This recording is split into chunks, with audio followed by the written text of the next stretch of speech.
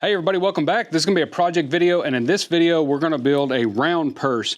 Many different versions of these. These are kind of popular, have been popular for quite some time. In fact, we did a round purse project video many years ago, back when we were in Wheelock, Texas, and we still offer that pattern pack today. But that is an 8-inch round purse. This one's going to be a 10-inch, and also the gusset system is a little bit more complicated, a little bit more advanced. It's not hard, it's just a little different than what we did in that original video.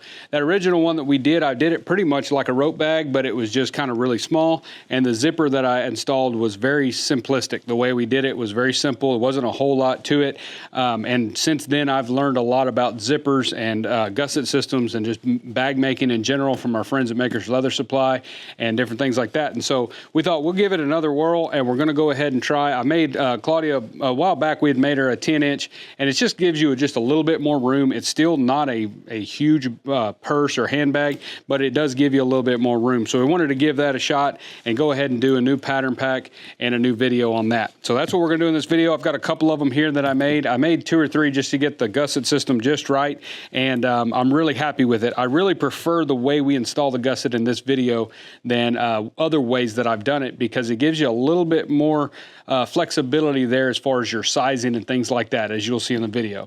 So if you're interested in the pattern pack for this, there is a link down in the description. You can certainly check that out, but we're going to hop right into the video and build one of these purses.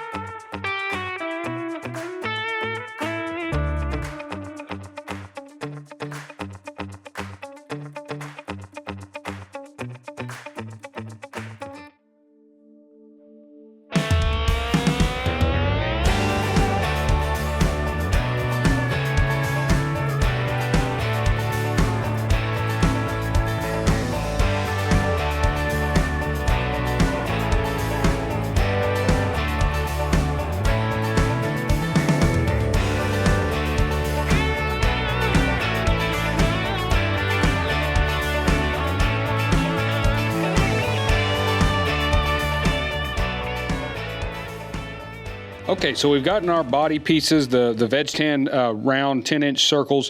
We got those tooled, we got them dyed, and now we've got some oil soaking in on them. So we'll let those sit over there and do that and kind of even out. You want to kind of let that happen over a day maybe, and just kind of watch that oil and touch up where you need to before we go to the antiquing process. But so now is a good time to go ahead and work on our shaft leather pieces. You saw me cut a lot of strips. This is going to be for the strap. So it's going to be a crossbody or shoulder strap either way. And so we'll deal with those here in a minute. But what we've got to do is make our gusset. So this is the only difference here, where this purse is going to be a little different than the 8-inch round purse we did years ago. So first off, we've got these two pieces here. If you get the pattern pack, it'll have these in there. These are the D hangers. These are going to hang the little D rings for the strap. So we'll deal with those here in a little bit, but we're going to, as you can see in the pattern, it's got a little notch right there on each side. I'm using a 3/4 inch D, and so we'll just use a half round punch to punch those out, and then we'll do some skiving and we'll get that stuff prepped when we get ready to assemble the gusset. Next, we have our bottom gusset. It's pretty self-explanatory. We're going to skive on the bell knife skiver. If you don't have a bell knife, you can definitely do this by hand, or not skive it at all if you prefer. We'll talk about that here in a minute, but I'm going to go ahead and skive ours. And so what we're going to do is we're going to do a 1/2 inch skive on the long side, on both sides of the bottom piece. And there's only one of those, and we're going to do a 1/2 inch skive there, 3/8 inch skive on the top. And that's going to set the bottom part of the gusset. And then on the top part, there is two pieces. And both of those, they are going to have a zipper run down the middle of them. That's where our zipper is going to go. And so on there, we're going to do a 3/8 skive here on one side where the zipper is. So on the opposite side here on each one of these, we'll do a 3/8 inch skive, 3/8 inch skive. And then on the outside, we'll do the same 1/2 inch that we did on the bottom piece so that that matches. And then we won't do any other skiving, just on the long sides here. So 3/8 on one side where the zipper is going to be, and a 1/2 inch on the other side. So let's go to the skiver and we'll go ahead and get those skived right quick. Okay, so this is our Cobra MP4. It's a bell knife skiver. This tool is very handy to have in the shop. If you don't have it, then you can definitely, like I said, do this by hand if you want, or just opt to not roll your edges. I'll show you that in just a minute, what we're going to do and why we're doing a 3/8 inch skive, and how a 1/2 inch skive is just going to help you put the gusset in a little more efficiently and have it lay a little nicer, but it's not mandatory. But we're going to go ahead and do it just for those of y'all that do have it, or maybe you've been wanting one, you just want to see one work. So what I'm going to do is first I'm going to do the 3/8 inch where the zipper is going to go. And so I'm going to go ahead and you got our ruler right here. And I'm just going to set that distance from the front of our foot, our presser foot, to our guide that we have there. And I'm going to set that at 3/8. It's already set there because that's a very common skive that we do. And so again, we've got two of these. These are the narrower ones. So on one side, it doesn't really matter. You just do one side, we're going to do 3/8, and on the other side, we're going to do a 1/2 inch. So we're going to get this going here, and we're just going to ride the leather right up against our gauge right there. And if you take your time and just go easy, it should get us what we want there. I'm going to check our thickness.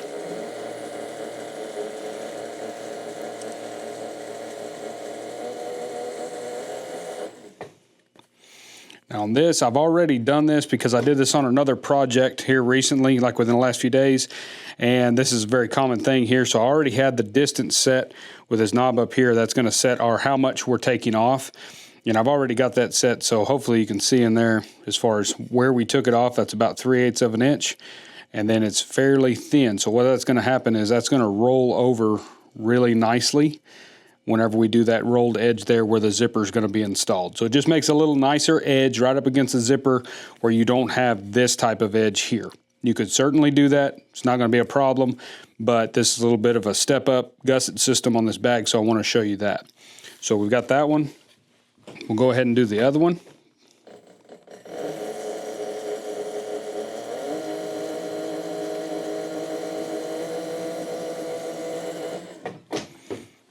And so you can see there, the guide makes it really nice here because as you can see, that's right at 3/8 of an inch is what we took off right there. And that's going to make a nice rolled edge.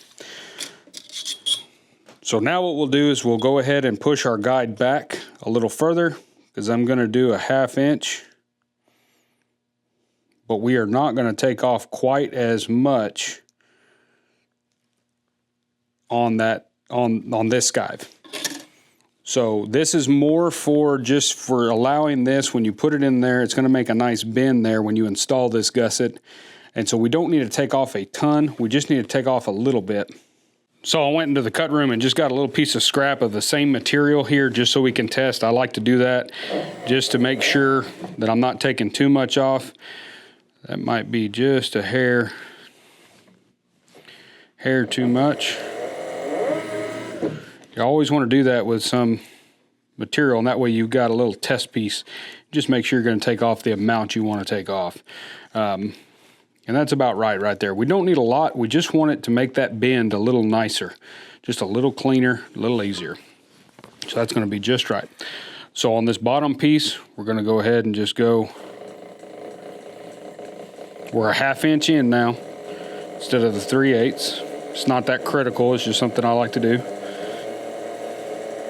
You could definitely do it all 1/2 inch if you wanted. And then and that looks really nice. That's going to make a nice fold or a nice bend.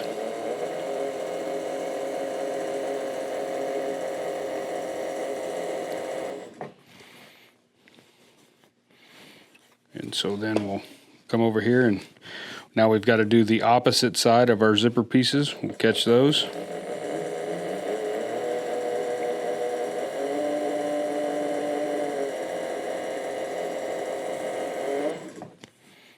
Okay, so you can see one's wider and a little thicker than where our zipper is going to go.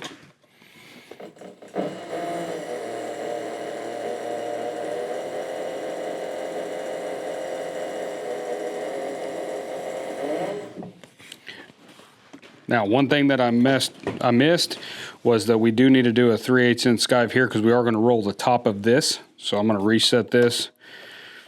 Like I said, you can probably get by with a 1/2, but my measurements are based on the ones I'm giving you in the pattern, and that's just the ones I use when we're building stuff for rolled edges versus gussets. And so now we're going to dial that back down, and I'm going to test this on a fresh side. There we go. A little thin. I'm going to dial it up just a hair.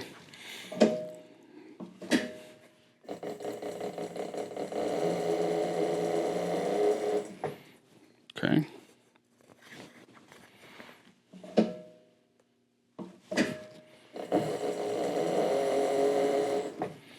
There we go. And so that'll just make a nice little rolled edge right there.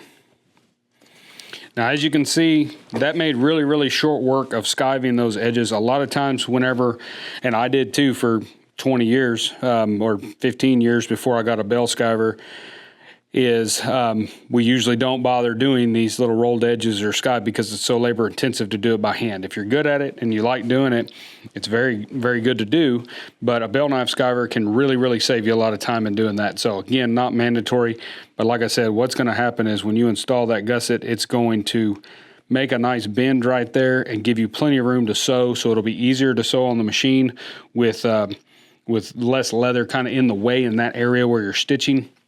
Another thing that it also does is that sometimes your shap leathers, this is a very, very nice, this is that high-end shap leather that Aaron sells, the bag leather at Maker's Leather Supply. It's not very oily. It's a very nice quality leather, but a lot of the oil tans, which I love to work with, but a lot of times they've got a lot of oil in them, and so skiving this, the glue doesn't stick real good to the oiled rough out surface, but when you do this type of skive right here, that glue is going to get tacky and stick a lot better on this leather once you remove this fresh plush flesh side of the leather that's got the oil on it. When you do this right here, you're going to find your glue is going to stick much, much better in your gussets or anything like that. You're going to have a lot easier time putting those gussets in. Okay, now so we got our skiving done. So what we're going to roll the edges on is all the 3/8 inch skive parts. So remember on our zipper here, you got one that's a little wider. This real thin area here, we're going to go ahead and put tape on there. I'm using this double-sided tape here. This is very, very handy when you're making bags and things like that. Saves a lot of your glue, which can be expensive. And this stuff here is sold pretty much anywhere. I think you can get it on Amazon, but Maker's Leather Supply is where I get mine. They do sell a lot of this, but you can get it anywhere. And we're just going to put that tape right along our skived area,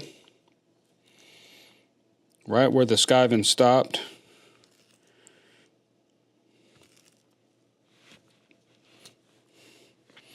And then on this bigger piece here, we're only going to run it right here along this top, because that's the part that we're going to roll.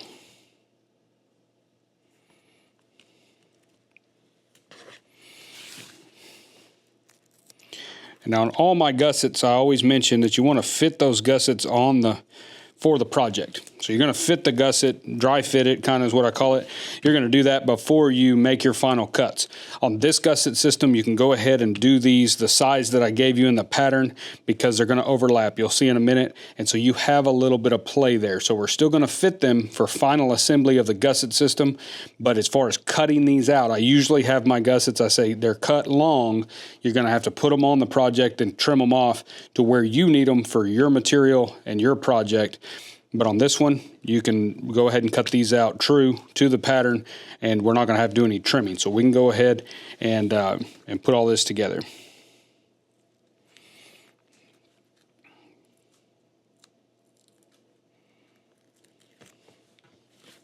So I've pulled the paper off of this side of the tape here, and so I'm just going to take this top edge, and we're just going to roll it. You want to try to keep it even. You want to basically roll it so that it looks perfectly even all the way across here, and you're basically pushing up against where the skiving stopped. And I had to grab my hammer, but I like to go ahead and give this a little tap, and that makes a very nice rolled edge that you don't have to worry about trying to slick or anything like that. A lot of times these bag leathers do not slick very nicely, so they can be an issue. If you're kind of not too worried about your edges, it's not a big issue. It's just if you want a nice clean edge, a rolled edge always looks really nice.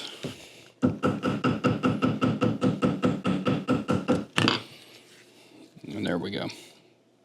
Okay, so that's our bottom piece. So now that one's ready to go, and now we'll do these. And so I'll just pull the paper off, same thing.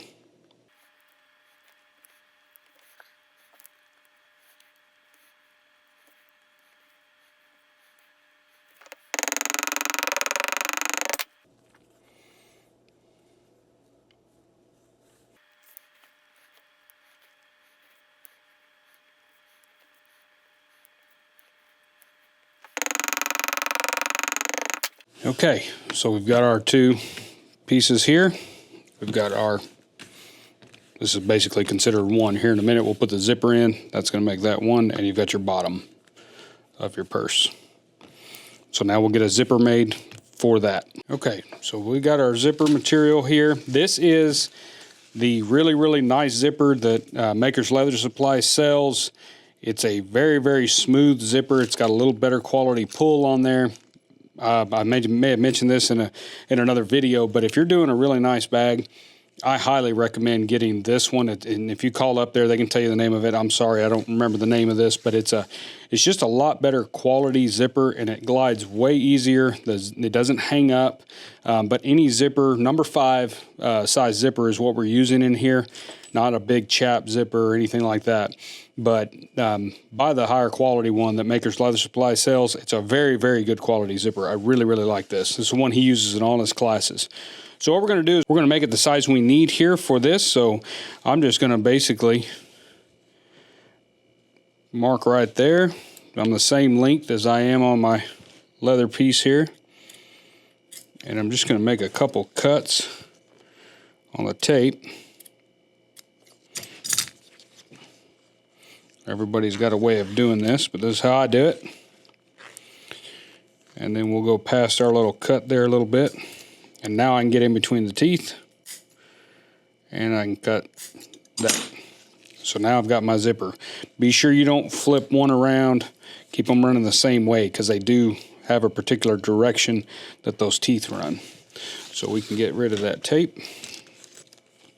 So now what I'll do is I'll go ahead and pull. Now when you buy these from them, they come with a zipper slide with a pull on it, and 2 top stops and 2 bottom stops. We really won't use any of these. You can if you want to, but we're going to stitch across the zipper when we put this gusset together, so I don't fool with these. I save them for times I do need them, when I can, a lot of times can't find one. So I save those and put them in a little drawer so that I have them. And so now what we'll do is we'll just put the zipper back together.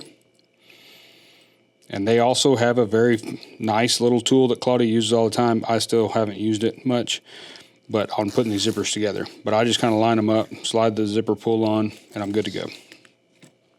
Okay, so now we've got our zipper made for the top end of this gusset. So what I'm going to do is, again, we're going to take our double-sided tape, and I'm just going to run it right along here. I like to run the tape a little closer to the outer edge of the zipper tape, and that way you've got a little bit more of a gap between the tape and the teeth, because I don't want to see any of that tape material when we're done.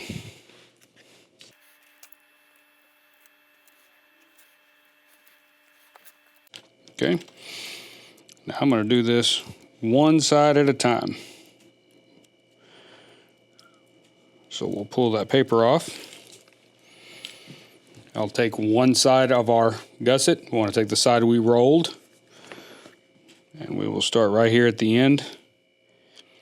And you want to leave yourself enough room for that pull to slide down there, and keep it even running down the zipper. So you should see the same amount of space between our leather and the zipper teeth.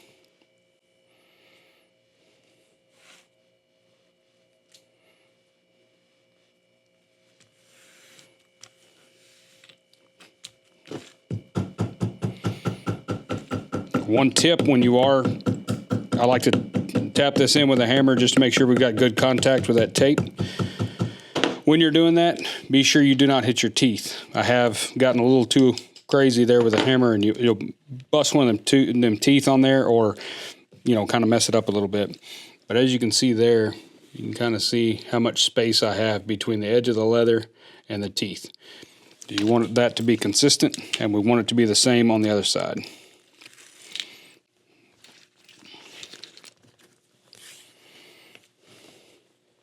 Now when you put that second one on, it doesn't matter which direction you go, but try to make sure they're not crooked, right? We want them straight. So you got a little bit of play there, but just be sure you got them kind of even on the side here.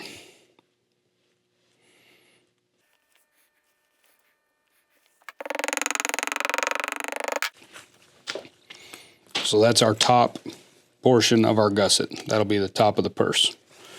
And so you can see how nice that looks in there. It'll look even better after we sew it. So let's go to the machine and sew it.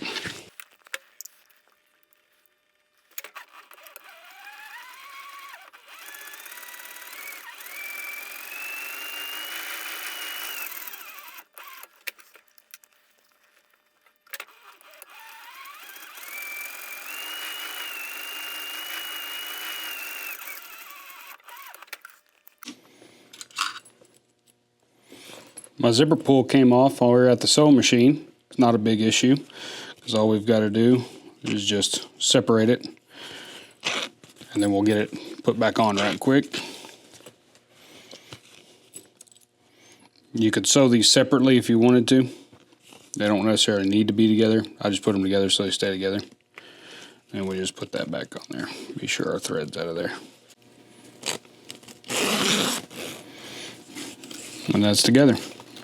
Okay, so our top zipper, our top gusset piece is ready to go, and then our bottom is ready to go. So we'll set that aside. We don't sew on the bottom. Don't sew this rolled edge just yet.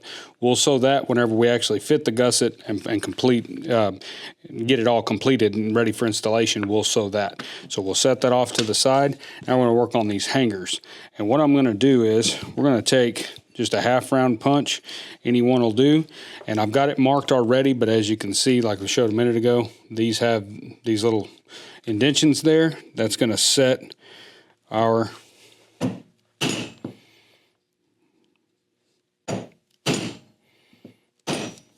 cut out for our D-ring.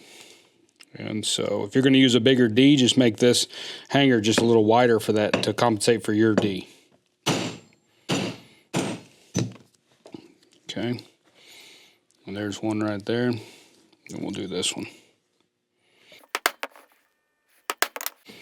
Okay, so there's both our hangers. Now I'm going to skive these, but I'm going to skive them by hand. You could definitely use a bell knife skiver if you wanted to. I'm going to do it by hand because I want them to be thin, but yet when we sew across here, because what will happen is these will go, when we put this, when we install the gusset, this will go across here, just like that. Wherever it needs to land on the gusset. That's what I was talking about, the overlap. So wherever it's going to land when we dry fit this gusset onto the purse, then we'll make a mark. Well, before we tape that up and get it ready to sew, we'll stick our hanger in there like that. And then when we sew across this, we'll be sewing across this D-ring hanger. Our D will be in it, obviously. And so what I want to do is I want to take this down really refined so that it doesn't make a huge jump right there or a huge bump for our sewing machine to have to fight to get over. So we've got to get fairly thin. That's why I've made it wider like that so that you'll get more stitches in there than you may think you need, but that way it doesn't pull out as easy. And so we don't want to make it too thin where it'll eventually tear out. So we're going to go ahead and skive that by hand. So we'll go over there and do that now. Okay, so I've gotten a brand new blade in our safety skiver here. You, like I said, use whatever tools you would like. But I'm going to go ahead and just start skiving this down. Anytime you're skiving bag leathers, shap leathers, things like that, chrome leathers, you want to be sure your blade is brand new and sharp because it doesn't take a whole lot to dull those up. So I want to leave some meat there where the D is actually going to rest on the hanger when it's wrapped around there. But I want to make this thin enough, especially off of these sides here, so that it doesn't make a big jump when we go to sew that.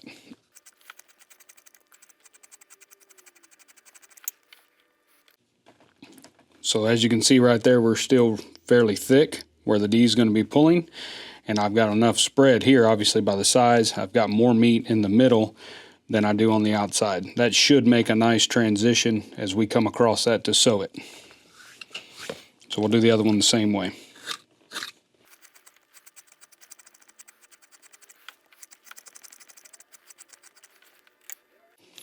Okay, so we've got our little hangers skived. I'm going to go ahead and use glue on this. So just going to use some contact cement.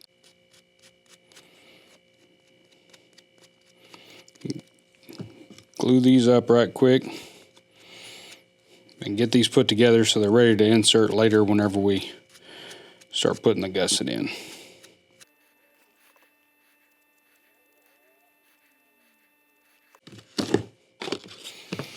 Okay, so we'll let that dry for just a minute, and then we'll put these Ds. These are the D rings that we're using, and these are just, I got these from Ohio Travel Bag, which is now Weaver Leather as far as I know. They got bought out by Weaver. Not sure if they still carry these. I would imagine they do. So if you're needing, but any little 3/4 inch D, you can even go 1 inch, but I think 3/4 is plenty on this small of a bag. Okay, so I'm gonna call that glue good. Like I said, all it's doing, it can sit over there and finish drying out because we won't need them just yet. So we'll just run that D in there, and you can see real quick how well that's gonna fit. And it should be you still got a little bit of a bump, but you've also going to have a zipper underneath there. So that should squish down well enough to be able to sew across there. And we'll address that here in a little while whenever we sew that.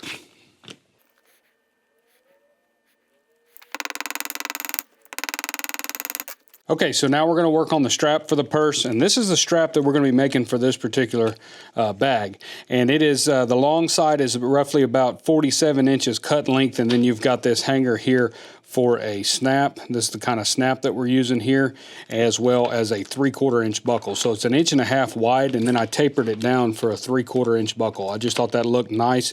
It's not too big of a hardware for this bag. You can use any hardware that you would like. Just compensate for whatever size. If you go with a bigger buckle or smaller snaps here, whatever you decide to do, that's fine, but this is the measurements. It's in the pattern pack as far as the measurements of this strap. I just did the same bag leather that I made this is for another bag, but the same bag leather that I did the gusset with. So it is lined with the same material. So it's front and back is the same material that I used in the gusset on this particular purse here that this strap's for. If you're doing these and you want to tool with a belt tooling pattern or something and tool one of these, you could definitely do just say like a 7-ounce veg tan and then line it with a 3-ounce liner or even a Shap leather liner or something like that. But you could definitely do this strap out of veg and then tool it and paint it or do whatever you want to do. But for just the sake of the video, and I've made a couple of these, I just use the Shap leather deal. I think it made a really nice, comfortable strap that's soft. It's not too stiff and everything for whoever's going to be carrying it. So what we're going to do is we've got a strip here. You saw me cut that out. I cut 2 long strips. One is longer or wider than the one we're going to use as the body. And so this one's 1.5 inches wide. I'm going to check the measurement, make sure I cut it the right length, and it's roughly about 47 inches, which is what the cut length on this strap should be.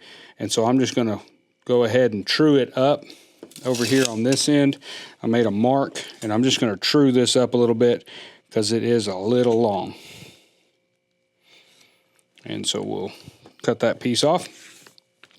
And then I've got the same thing just in some shorter pieces here. We didn't need near this much for the buckle hanger, but we'll go ahead and use it. Again, here's I have a buckle here somewhere. There's the buckle that I'm using there. Again, from Ohio Travel Bag, which is now Weaver, as well as these snaps here. Now you can use any hardware you want, but that's the hardware I'm going to use. And then I just made a couple little templates. In the pattern pack, I have that in. You can make you a little template out of poster board or something like that, just so that you can make these pieces a little easier. I'm going to use end punches to punch the ends of all this stuff, so I'm not too critical on how well the pattern is as long as the size is right. Mainly what I made it for is to get these taper portions here. And so I just grabbed me a new blade here for the knife, and I'm just going to cut this taper. And I'm just going to come off straight because I have end punches, and that's going to be a lot easier. Make it look a lot more uniform.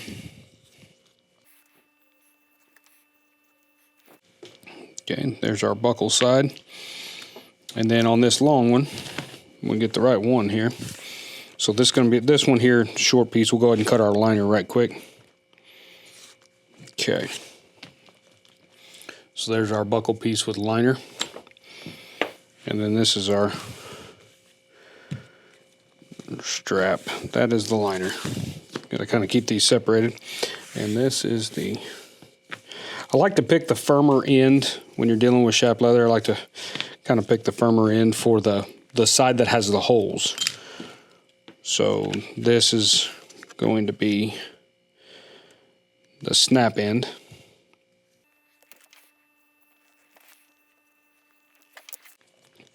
And then this other end right here will be our buckle end, or our hole end, our billet end, if you will. This is what will have the holes for adjustment. You just kind of etiquette is you want to always have that be your firmer side because it's going to have the holes, so it's going to take the most abuse. So if you can, you always want to make that the firmer end of whatever strap. That goes for any kind of straps that you're making.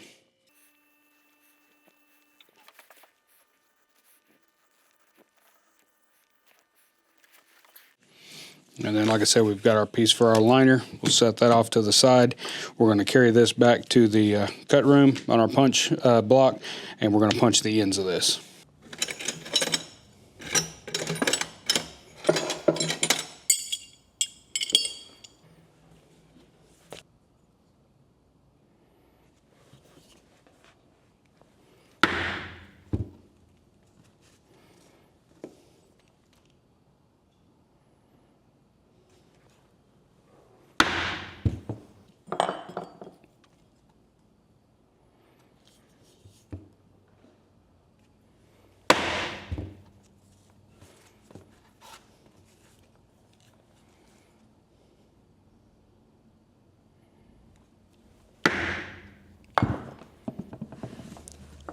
Okay, so we got our ends punched. It just makes it a little cleaner, a little nicer. I know those things are expensive, so a lot of people don't have end punches. get them as you can, build it up over time. If you're new here and you're just getting started in leatherwork, it can be kind of daunting to go out and buy an end punch for every size that you're going to do and all that kind of stuff. We'll talk about end punches and different types of set punches in another video that make things just a little easier. They are expensive, and so they're hard to justify buying those early on, so don't worry about it. Just cut that with scissors if you need to, whatever you need to do. Just make a nice point, whatever you like, whatever looks good. But we've got that. We've got our liner. We've got our liner for our long piece. So what we're going to do is just glue those together, just straight up, no skiving, no anything. We're just going to glue these all together, and then we'll take them to the sewing machine and sew them up, and then we can work on mounting our snaps for the hangers as well as our buckle.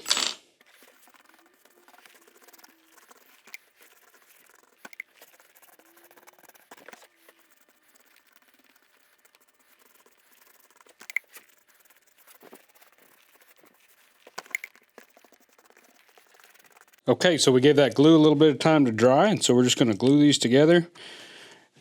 Be sure and get good contact. That I always say that. Somebody asked me in a class or something why I always hammer it down, and they just were questioning just to ask, is that necessary? For me, it is. You'll see a lot of guys just kind of, push it down or press it. You can even on veg tan, you can rub a glass on it and that'll stick it. I feel like the impact of the hammer makes that glue stick a little bit better. Make sure that you've got a good contact. It's not critical. It's just kind of what I was taught, and that's what we do. But when you're dealing with shap leathers and you're going to sew these on the machine, you want to be sure that you've got a fairly good contact there of cement, a good adhesion there, because what happens is as it's going through the machine, sometimes your liner can shift and they'll kind of separate or move on top of each other, and you can get some really nasty looking wrinkles on the back, or it can shift out of place and stuff like that if it's sliding around. So that's where shap leather, particularly oil tans, going to be a little bit more difficult to deal with when you're gluing them with a liner like this. So that's something to kind of take into consideration when you're selecting your bag leather for things like this. And so here we've got our long strap, and so we'll do the same with that, and we're just going to glue it down.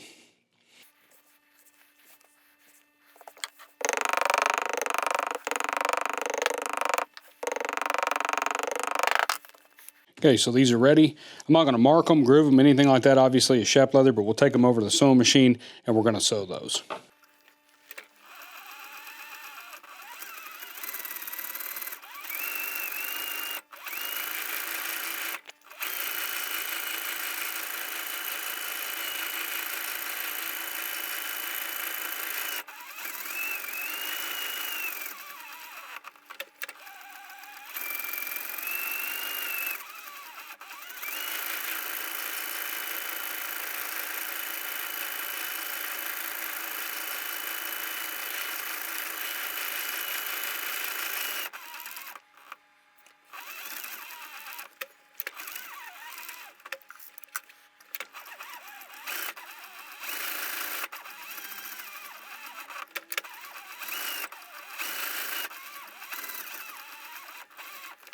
All right, so we got both of the straps sewn and they're ready to go. We're going to trim this excess off right quick. I'm just going to use a pair of leather shears.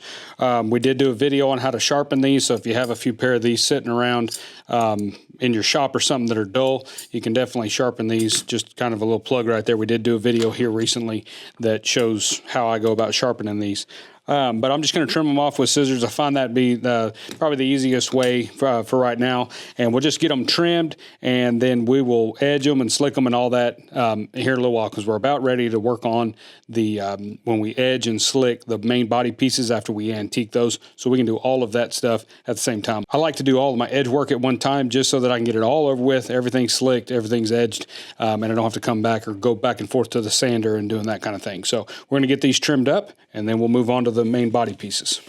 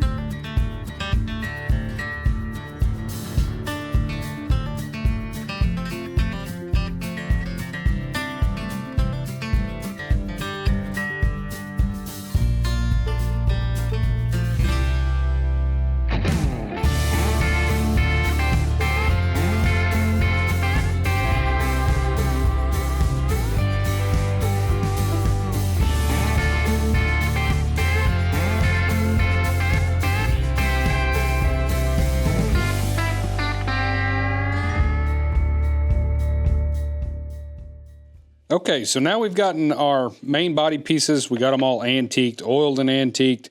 You can finish these however you want to do these.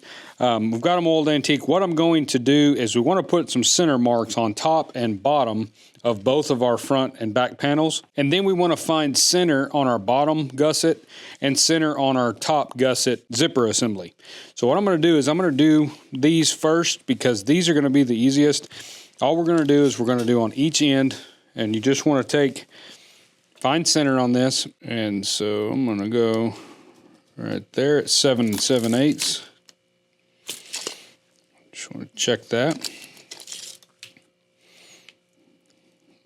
Put us a little line there. And then on our zipper piece here, we've got 17 inches.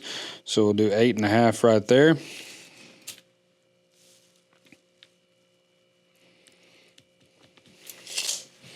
And so we want those center lines, and that way we know where the center of each of these gusset pieces is. Now we're going to do our panel.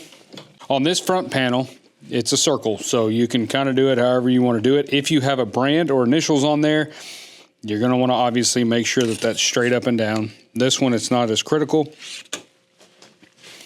So what I'm going to do is I'm going to find center on here. If you got the pattern, you can just fold it over and that'll tell you where you need to be. And we'll put a little mark, just so I know where center is. And then on this one, I've got my maker stamp on there, so we want to be sure we've got that straight up and down.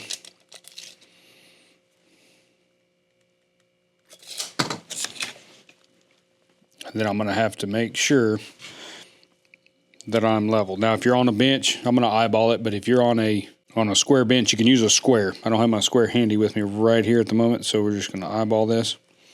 But you just want to make sure you're straight up and down.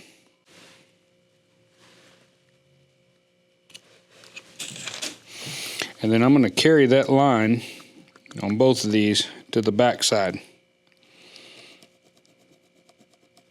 Just like that.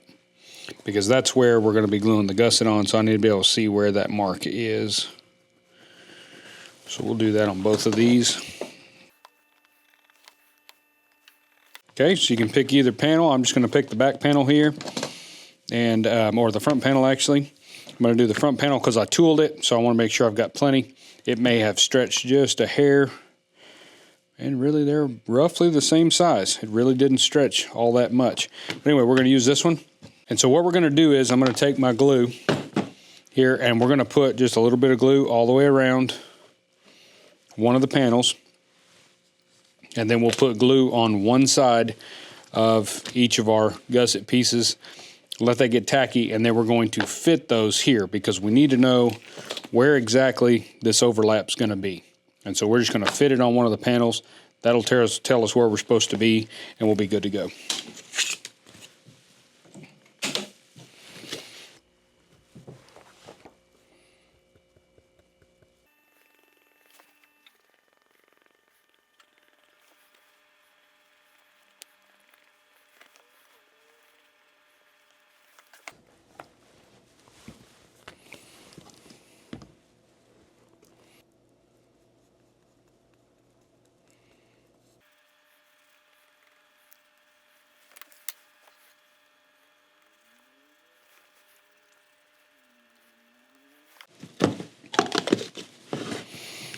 So now we'll let all that get tacky right quick. Okay, now our glue has gotten tacky, so you can start here with the top or the zipper piece. So we'll take that, and what we want to do is wherever your top's going to be, and on this particular pattern, it's not real critical. I'm going to use this side as my top side. And so what we're going to do is we're going to take our center and we're going to put it right on that mark, just like we do any other gusset. And then we're going to work our way around. You don't want to have any real overhang on this, because this gusset is about the right size, but you can have a little bit, just a hair.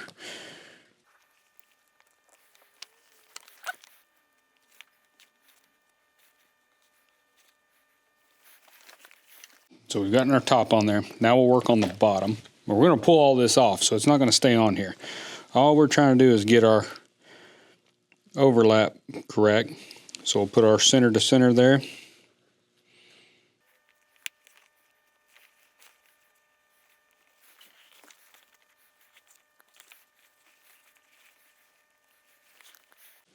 So now you don't have to worry too much about gluing this down here. We just need a mark. So all we're going to do is find us a mark on each side. You do want to kind of eyeball it, so just look at it from here and make sure that these folds here look pretty even as far as how they come up on the side right here. You just want to make sure they look kind of even. You don't have one way over here and one over here. If you did your center marks right, it should end up exactly where you need it. And so you can see how much of this gusset here that's overlapping. And so now what we'll do is we're going to get that kind of tight right there where it's going to overlap, and we'll just put a mark right there along the gusset. That's going to tell you where this fold needs to be in relation to that. Same thing here.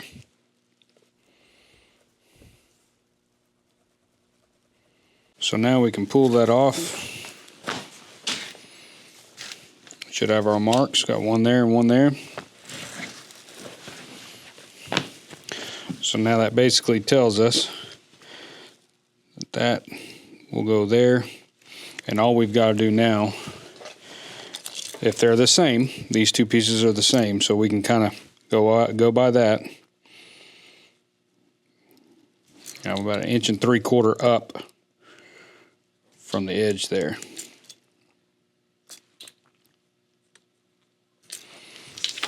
And then we'll do the same on this side.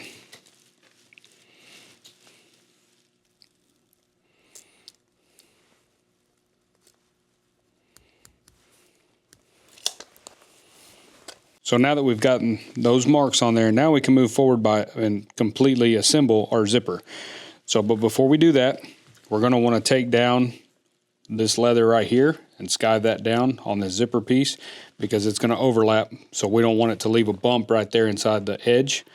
And so both sides right there, as well as on this end, you're going to want to skive just that corner off right there, just so it makes a nice transition. So now we know that this bottom gusset is going to mount right there on this side, and before we sew that, we're going to put our D-ring in there, and then we'll sew across all of this with the sewing machine.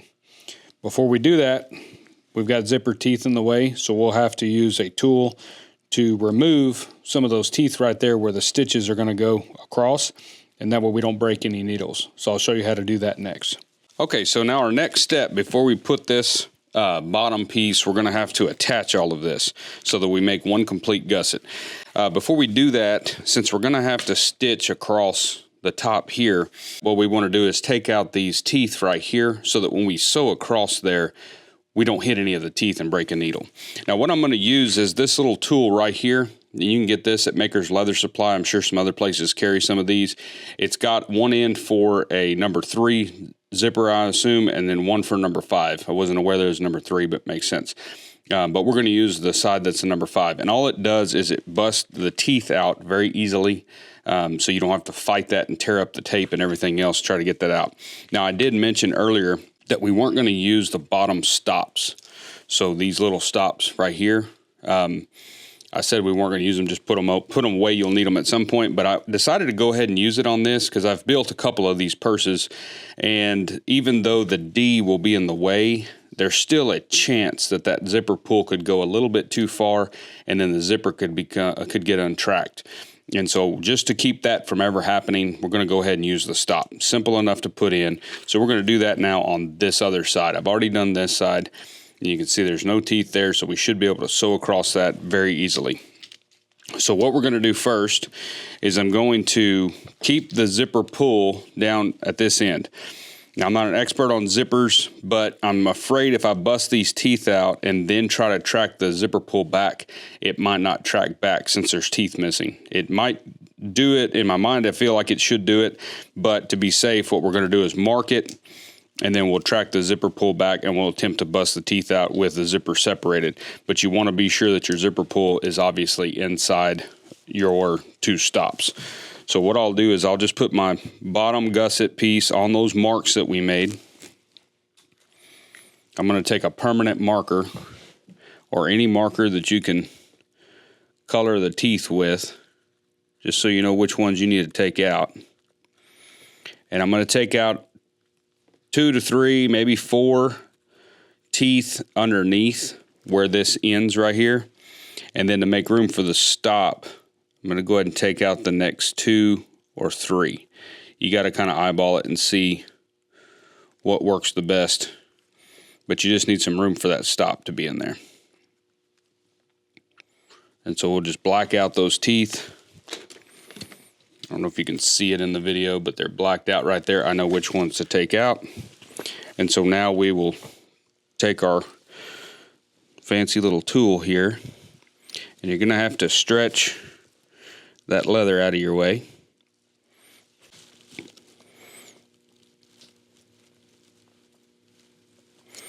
And you just put it right on top of the teeth there, just like that. And then you just give it a little tap.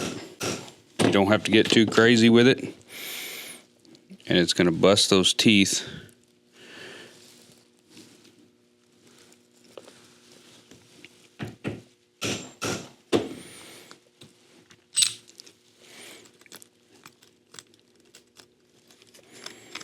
And then they'll fall out the backside. Sometimes you got to use a little pair of pliers just to get them out of there. But you can see that very easily gets those teeth out of our way. And so here I'm going to do just a couple more.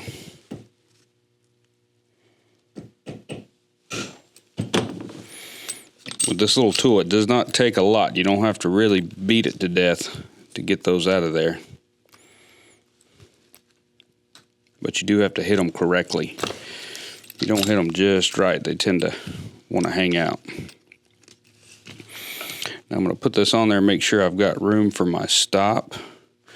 This looks like I need to get rid of that one little tooth right there.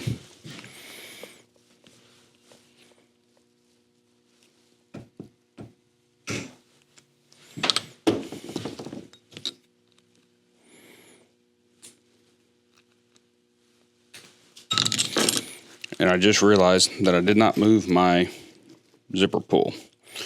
So we'll just attempt this. And that's what I was worried about. It's not going to track.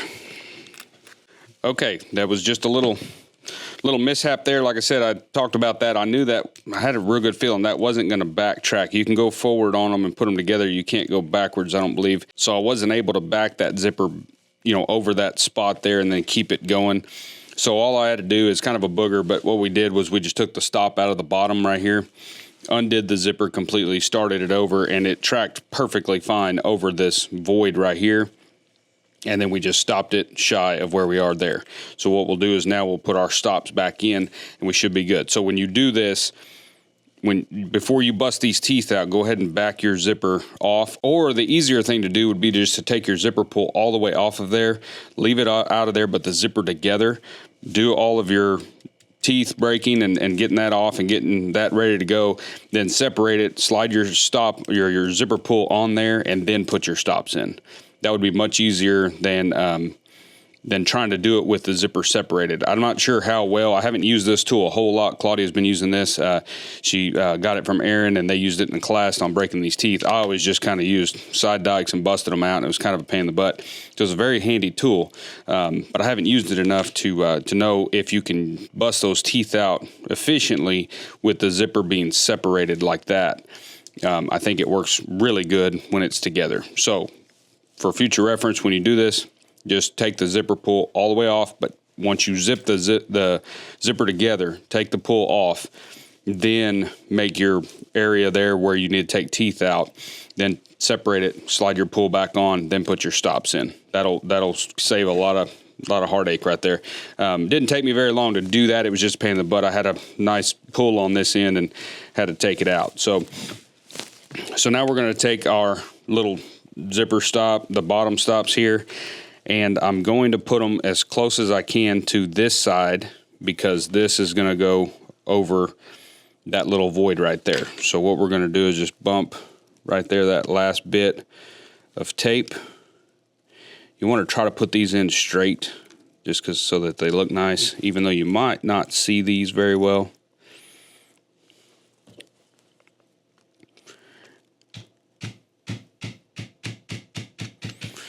And so what I like to do is when I put these in, you can sometimes just push them through the little material the zipper's teeth are on, but I like to take just a piece of scrap leather, lay it down, put that on, and then, as you saw, just hit it lightly with a hammer and get it to go all the way through. Then you'll have these teeth sticking out here.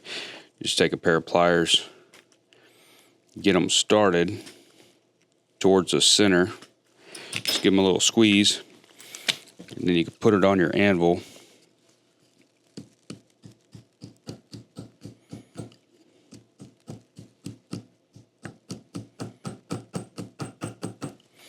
And again, you don't have to just really beat on it. You can just get it kind of snug, and that zipper stop is in there. So now that'll keep, no matter how hard they jam that zipper shut, it's not going to untrack. Because even if it untracks one tooth in the use of the purse, it could cause it to be untracked to where it's not going to zip anymore. And so now we'll put this one back in.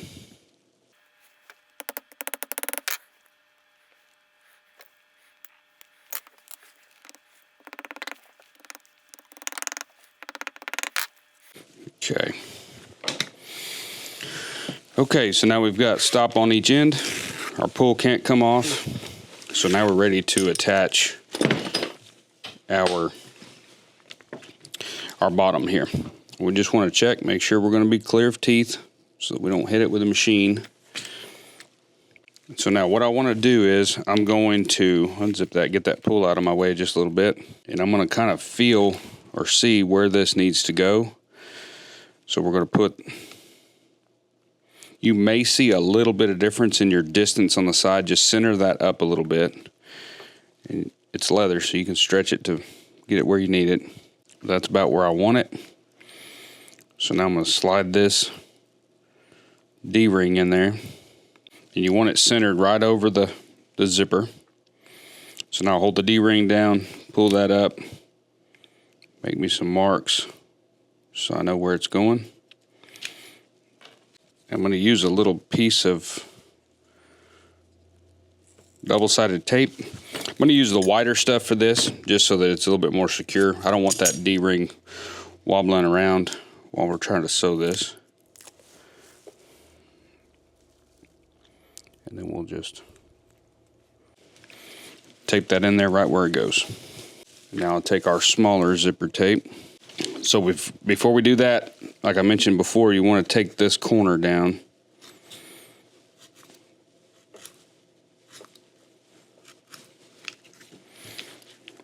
So that it's nice and thin right there, so that you don't have a bump.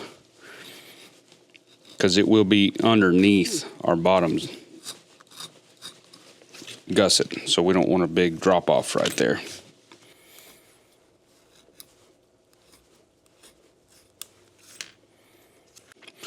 Okay, so now we'll take double-sided tape.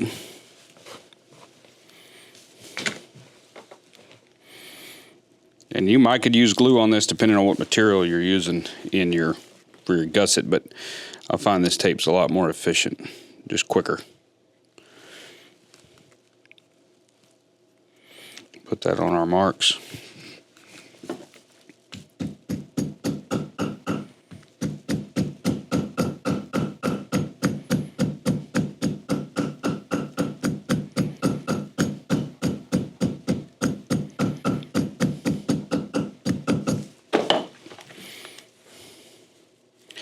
And so that's where we need to be.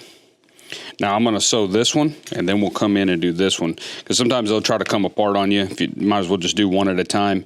If you tape them both up, sometimes with that tape, one side comes undone. You have to reset it anyway. So we're just going to go to the machine, and I'm going to sew this side, and then we'll attach it over here on this side. Now when we sew this, don't sew all the way to the edge, because remember, this is going to be the gusset, so it's going to turn up. So all we want to do is we want to start about right there, just about 3/8 of an inch or so It's not that critical, but just don't sew all the way to the edge.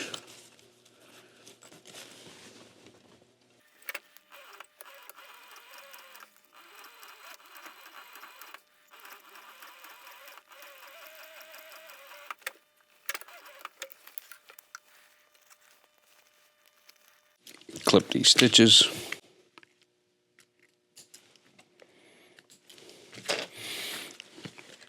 Okay, and so as you can see, I got a little close there to those teeth, so that's something you got to be careful with. Be sure you take out enough of them. You could take out more than you need here if you need to, just so that you don't hit them. I kind of felt them when I was going across there, so we want to be careful not to hit those with your machine. And so again, we'll do this side, complete this gusset, get this lined up.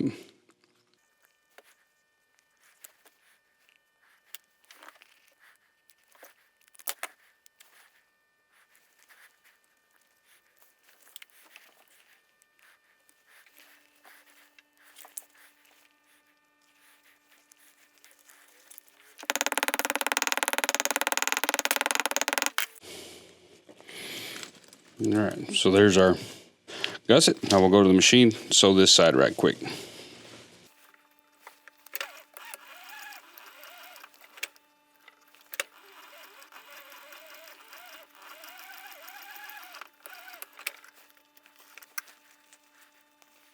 All right, so we'll clip these stitches.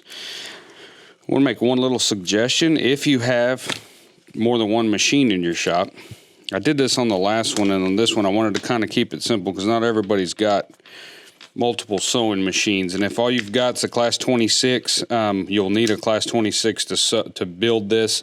Well, not the class 26, but you'll need a cylinder arm machine to be able to build this purse. You'll see in a minute, mainly when we put the gusset actually in, because of the size of it and everything else, how it's going to be sewn together. But on the last one that I did the first one, I had a little trouble coming across this deal here. So like I said, when we were building the D hangers, be sure you get that fairly thin. It's kind of a catch-22 because you don't want it too thin where it'll just rip out. But you need it thin enough to where that class 26 or whatever lighter duty machine you're sewing on can actually make that jump, because that's quite a bit of material you're going through. We were nice and far away from all the teeth, so we didn't have to worry about that. But on the second one that I did, the first one I made these a little bit too heavy, and then I had trouble sewing that. So on the second one, I used the class 4 to sew this. The thread size is a little different. I use 138 in the 26 and 207 in my class 4. It really wasn't that noticeable just because of the thickness of the material, but it sewed it much easier. The class 4 will pretty much go over that with no problem. So that is one suggestion. If you do have a class 4 or a heavier duty machine, you might do that. Just be sure your thread colors are the same so it all matches. But I run natural thread in all my machines here recently, so that wasn't an issue. But that is one thing. Or just maybe you use a piece of veg tan for this D hanger, like a piece of 4-ounce veg tan. That would probably work out really good. It's a little firmer, maybe a little stronger, won't pull out as easy, and you can have that a little thinner to where you won't have that problem of thickness of material when you're trying to sew. But that's just one suggestion. This side sewed up okay, this side sewed up a little better, and so that just comes down to how thin you get this hanger here, this D hanger. But anyway, that's our gusset. It's all assembled. That's the gusset system there. You can use this on many different types of bags, even if they're not round, square bags, whatever you're going to do. This type of two-piece gusset system, I think, works out really well. And it gives you a lot more versatility as far as fitting, because as you can see, you're just overlapping. So you don't have to be quite as critical on your overall circumference or measurement. So now what we want to do is we're going to go ahead and attach this to one of the main body panels, but you want to kind of redefine your center marks. You should still be able to see those. And so you just want to make sure they're nice and visible so that you know where they are. Because now we do need to be sure that we're really centered so that your zipper is not crooked on there. So what I'm going to do is we're going to glue it in. Just pick a side. The only thing you got to think about is this is the front of the purse. Which way do you want your zipper to be closed?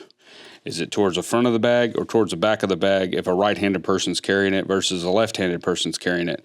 I don't carry a purse, so ladies, some are particular, some I've asked, and they're like, it doesn't really matter. That they never really thought about it. So I always like to ask, but for the ones that I've been doing, I prefer the zipper to close to the front. So if a right-handed person is carrying this purse, this is the front of the bag, then the zipper, when the bag is closed, is to the front of them. So if they're carrying it on their right side, the zipper pulls on the front. Do whatever you want. I'm just saying that is a consideration you might want to pay attention to when you put this in. Or if you're building, say, 6 of these for a show, you want some consistency on your wall on all the purses. They're all going to be the same type. Then you want your zippers facing the same direction on each purse, I would think, just for consistency. So we're going to get our glue. And we're just going to glue this up. I'm going to put some glue on the inside here, around here, and then we'll install the gusset to the front panel.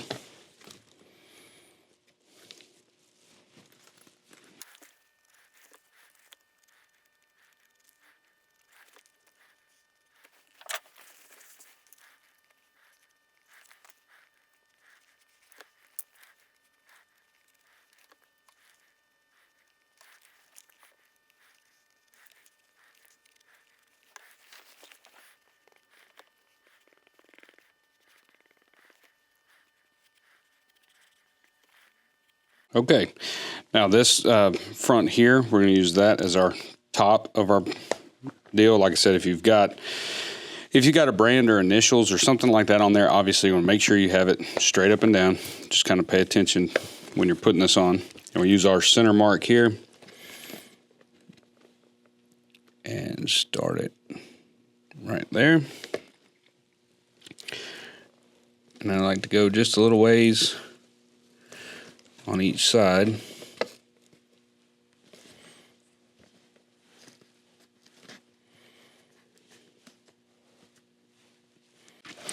And then we'll spin around and we'll get our center on the bottom set. I find that helps to keep everything how you want it. You want to kind of do it in sections, so at the bottom,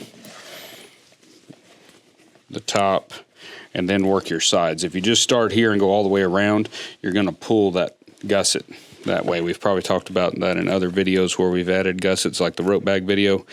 You want to do it in little sections just to ensure you get it everywhere like you want it.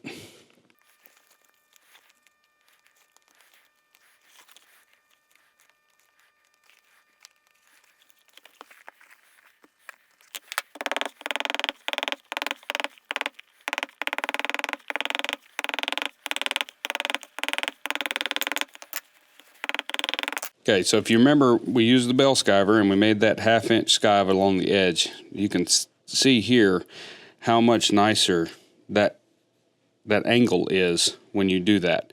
It allows that edge to turn up with a little bit of relief there, and that just allows that gusset to inset there. That's going to make it a little easier to sew. It's going to give it more of a finished look in the gusset. It's not going to look as kind of like it's in a bind or there's pressure on it.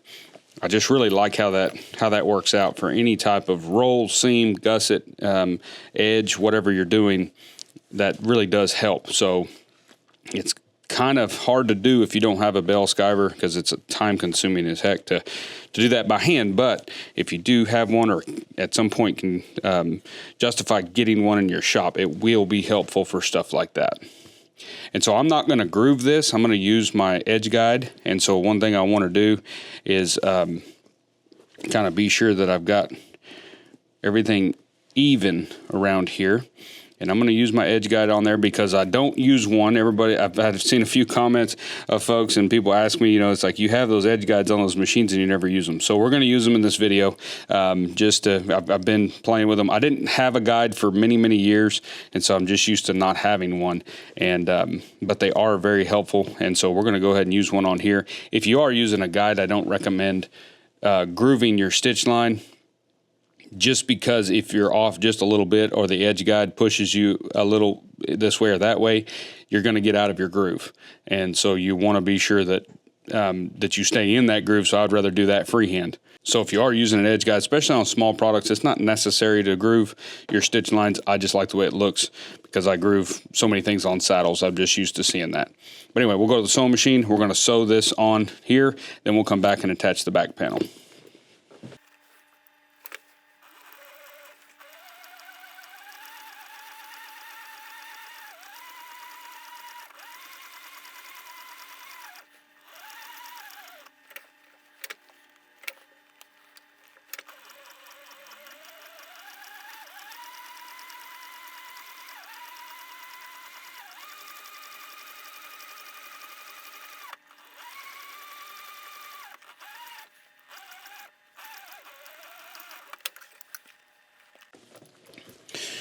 Okay, so we got our front sewn on.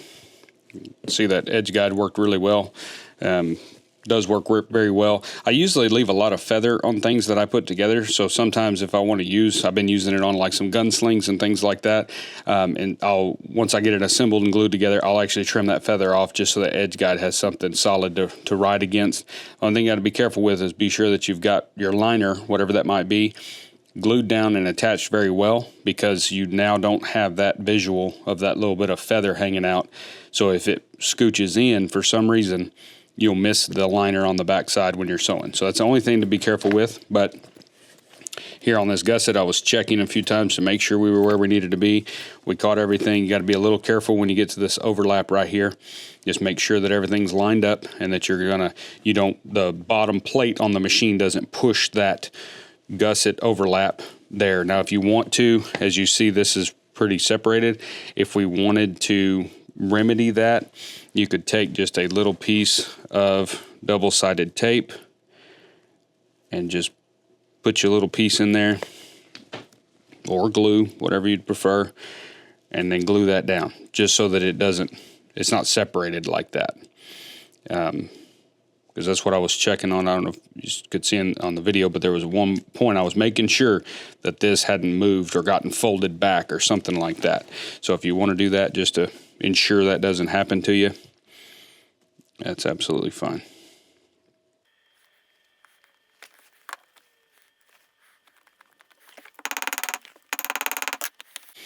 Okay, so now we'll glue our back on, and again, make sure you can see your center marks that are on your gusset and the center marks that are on your back pattern. It should end up where we need it. So we're going to put glue on the inside here and glue around here. We'll glue that together.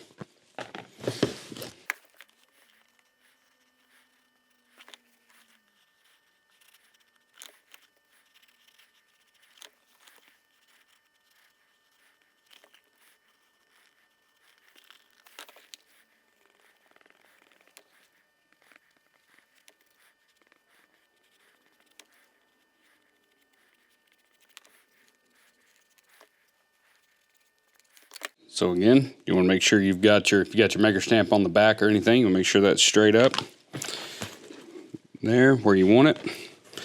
Use our center marks again.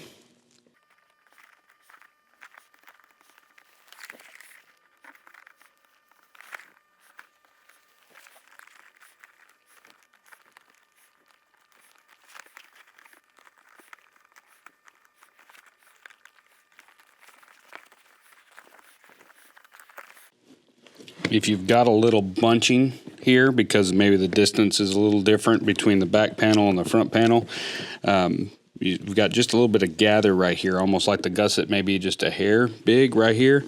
You can take and undo it for a longer distance, and then just kind of start in the middle and work some of that out over a longer distance instead of trying to cram it all up in one little spot. Just try to kind of let that relax across there, but leave your center where it is. That'll help you gain just a hair and get rid of some of that slack. You can even allow that to hang out there just a little bit further, but just be careful because you don't want to change the width of your gusset too much.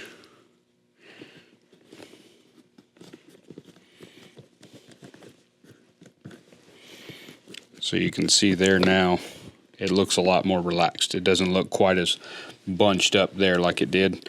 It just allows you to spread that excess kind of out over. If you try to cram that excess in one little area, you're going to get more bunching. So you want to try to, if you do get a little bit of that, just try to spread that out a little bit.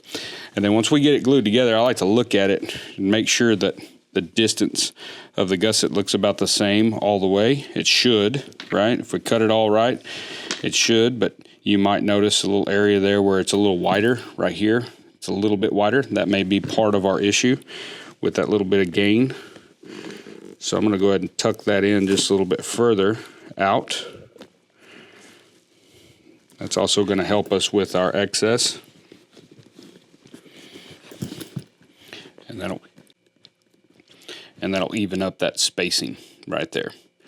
So it's just a little trick. Gussets are just kind of one of those deals. Every one is different. I don't care if you're doing 6 of these at a time. Every one you put on, it's going to be a little different. The material stretch can be different if you're using different materials. Your tooling quantity and style could cause this to stretch a little more or not. There's a lot of things that can affect that circumference as well as that width on your gusset. So it's just kind of one of those things you just got to fit and play with and get it the way you want it. Okay, so now that's ready to go to the sewing machine, and we'll sew that back panel on.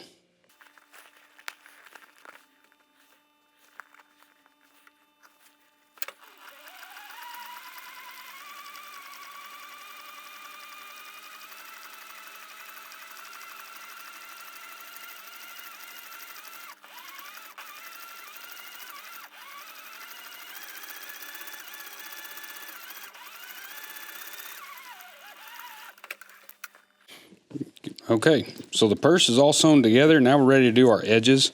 What I'm going to do is I'm going to take just a little razor blade and just go around here and just see if I see anything that's excessive hanging out.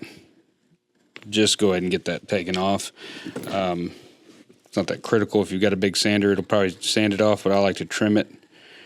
Well, I don't have to sand quite as much.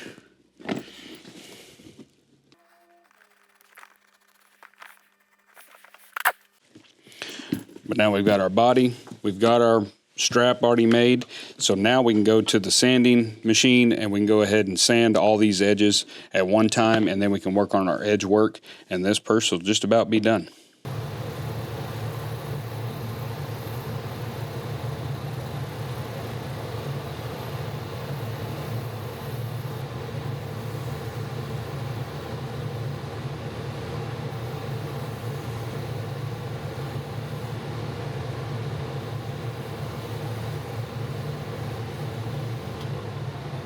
Okay, so we got all our edges sanded. I sanded our strap too, as well as our buckle hanger for the strap. I'm going to go ahead and edge this with an edger. I'm going to use a Berry King edger here for the strap just because of the material that it is. This edger seems to work a little better. And then I'm going to use this Ron's edger here, number 4 on the actual bag, and then we'll get the edges slicked and let them dry, and then we'll put some dye on them, and we'll be ready to put our buckles on our strap. We'll be good to go.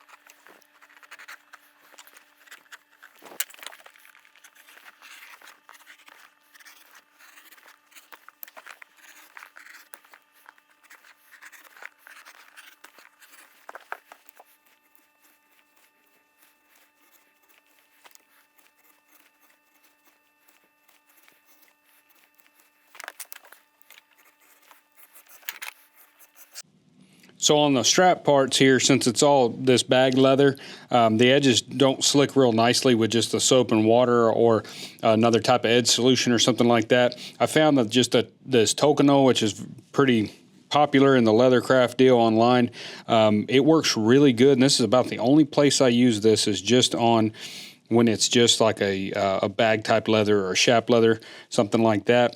It does a really good job on these type of edges, these finished edges, versus the soap and water that I normally use on veg tans. Now I do prefer that on veg tan over this, but when it comes to this type of material, I found this Tokonole actually works pretty good. I just got some just to give it a shot because I see everybody using it, and wasn't very impressed with it on veg tan leather, but on this type of finished leather, it's really nice. It does a really good job of just slicking down these edges, and so that's what we use. And you can see right there how smooth and shiny it does lay that down and make it look actually slicked and smooth. So really happy with that.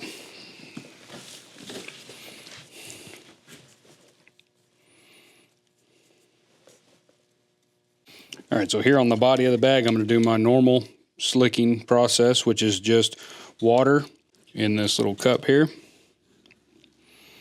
And then we'll add just a little bit of glycerin saddle soap. A little more water than soap, but just a little bit of soap right there, and that's just going to help get it started. And we've got a video showing my entire slicking process, but this is basically it. We'll just get that nice and slick down.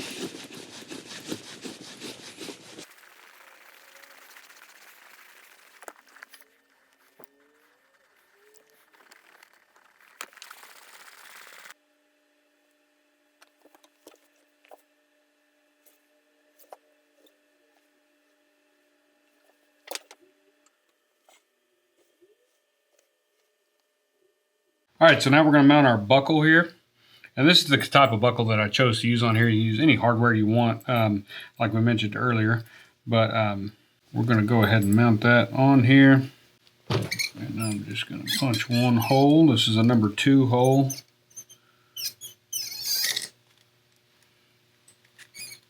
We're just going to use a double cap rivet. It's got just a little speed rivet. Looks something like that. You got a male post and a female post here. So we'll mount that.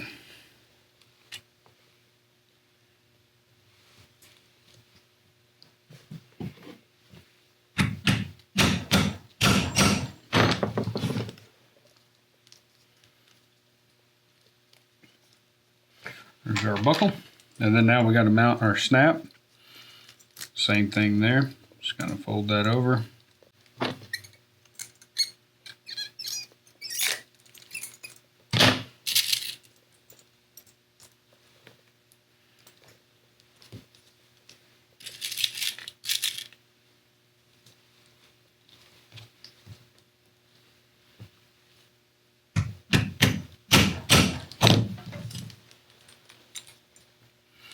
There's our buckle end. And on the long side, just got to mount our snap.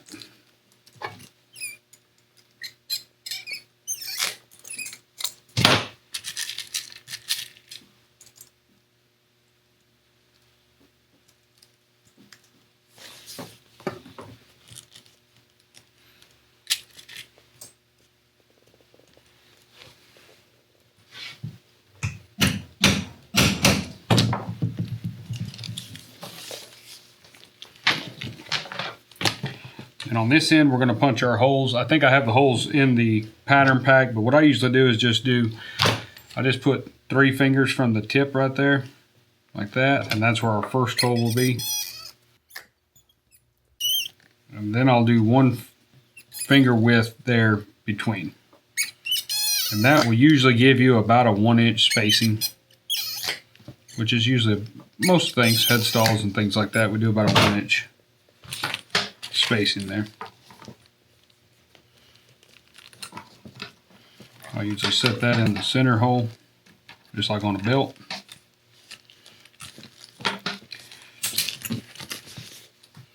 And so that's our strap for our purse. It's got a little bit of adjustment there if somebody wants to adjust it a little bit. If you're making one of these for a particular person, it's always a good idea to kind of get a measurement of where they want to wear the purse at.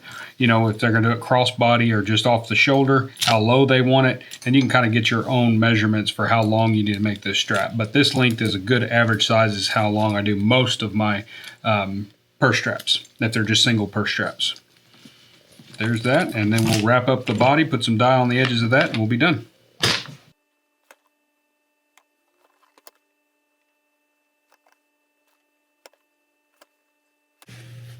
Now, one thing I like to do right at the very end is go ahead and give it one little wipe down with some tan coat. That's going to take out any little scuff marks that you might have.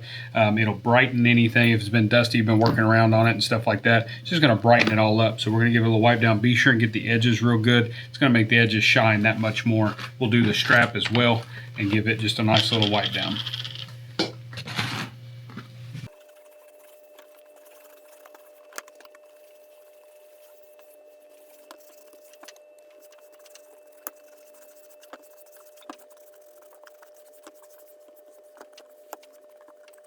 Okay, so we just gave it a little wipe down with tan coat. That just kind of brings back some of the luster in that shaft leather. Kind of takes out any little scuff marks, makes your edges nice and shiny. You can get that wiped down, clean up any little bit of dirtiness maybe from any antiquing, just kind of a final little wipe down. And now we just got to put our strap on here and our purse is ready to go.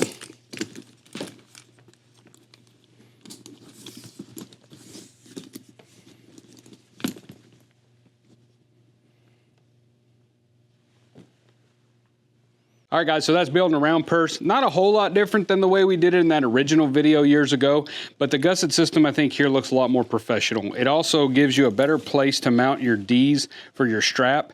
You could certainly make one of these with double handles if you wanted to. You could do a longer strap, a different type of strap. There's a lot of things you can do with this general setup, but as far as installing this really nice zipper from Maker's Leather Supply that just slides really, really good, like I mentioned in the video, if you're building any kind of bags, I would really recommend going ahead and getting the upgraded zipper from them. I don't remember the name of it, but I'll see if I can find it, put a link in the description of the video for you.